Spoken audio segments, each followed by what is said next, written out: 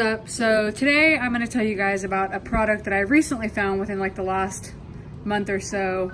Coming from a Jeep, I had color match fenders, but then I changed to the plastic fenders so I could cut them. But with plastic fenders comes the worst thing in the world, which is faded black plastic, vinyl, rubber, all that kind of crap. So I recently picked this up. It's Chemical Guys VRP vinyl rubber plastic protectant, and it works pretty well. It's UV protectant, but I've been using this lately and I've had some pretty good luck with it, so I wanted to share it. Kind of going back to when I owned the Jeep, I went through a ton of products that weren't as good as this, so this is one. Of course, it is Chemical Guys, which you guys know I love Chemical Guys, so I want to show you exactly how it works. I'm pretty impressed so far. So here is the trim, and if you guys remember my 10 things I hate about my GTI, or however many things I said, this was one of them. I hate that this isn't color matched because it fades and it looks really, really bad against the shiny glossy black. So this is some that I haven't used yet or treated yet, and you can tell it's faded. It's almost like a gray color.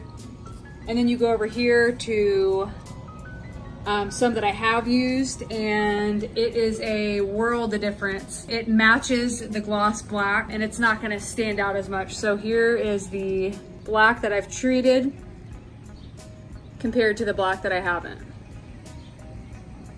Black that I've treated, black that I haven't. Huge difference. So I like this stuff. I've used it once before and it lasted a long time, and that's kind of my thing. Is you can get any of these kind of products and then put them on your car. The first time it rains or sits outside for 2 or 3 days, it's done. So this stuff, the last time I did it was about a month ago, and I'm just having to redo it. So I really, really like it a lot. That is about it.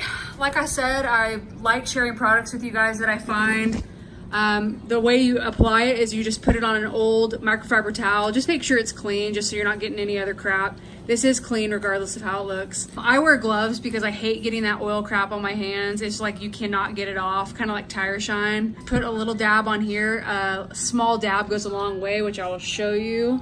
So you just do a small dab, almost like that. And then how you do it, or how I do it, is I'll either do blots like that to make sure it goes further, or I'll just go super slow.